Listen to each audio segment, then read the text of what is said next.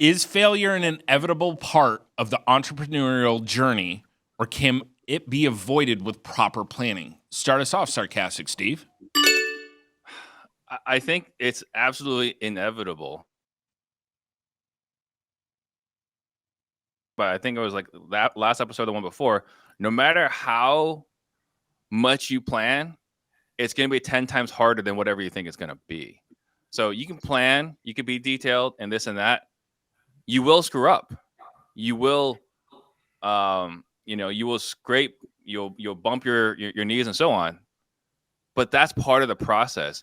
If you don't make mistakes, right? If you run a perfect business, you will never grow, right? If you talk to a person that's like, I win 100% of my appointments, it's because you're only talking to like people that are super qualified or family that likes you, and that's it. And you will never do the kind of volume you need to do. So if you're not failing, you're not growing, and you're gonna be miserable, or at least you're getting into the business for the wrong reasons.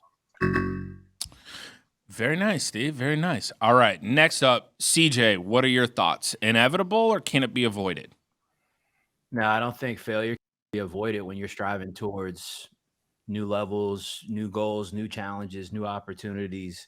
I think failure is one of the most beautiful things ever. It gets you closer to the opportunity of getting it right. Nobody hits it perfect. Nobody hits every at bat. It's weird. I think when people start, they think failure is like elusive, like it won't exist. Once they get to some, specific place in life or financially or in business, people who have had some success over time do know and see and realize that failure is present at every single part of it. We've talked a lot about it on this podcast individually at different times. Like failure is the game, and it's a game that you want to embrace because it'll get you where you want to go. Deep thoughts. I love it, CJ. I love it. All right, RJ, what are your thoughts on this one? Yeah, I mean, by nature, an entrepreneur wants freedom to be able to go out and do whatever they want. And I think because of that, we're always pushing the boundaries, right? We're always going to strive to do something more and see what we are able to achieve. And I think for the most part, we're crazy son of bitches. And I mean, we're going to go out and we're going to keep going until we do fail. And I think that's almost kind of where we hit our boundary, and then we say, all right, let's dial it back in and learn from those mistakes.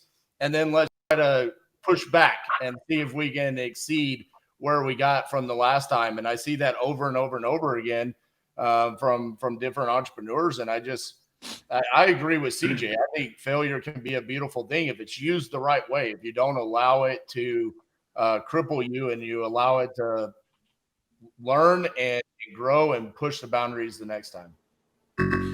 That is a PTD first. We have RJ agreeing with CJ. Fantastic.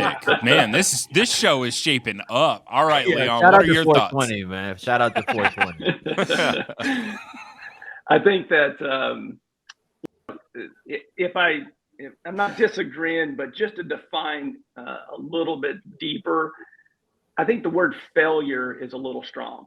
I think failure, to me, when I hear failure, I mean the business is shutting down.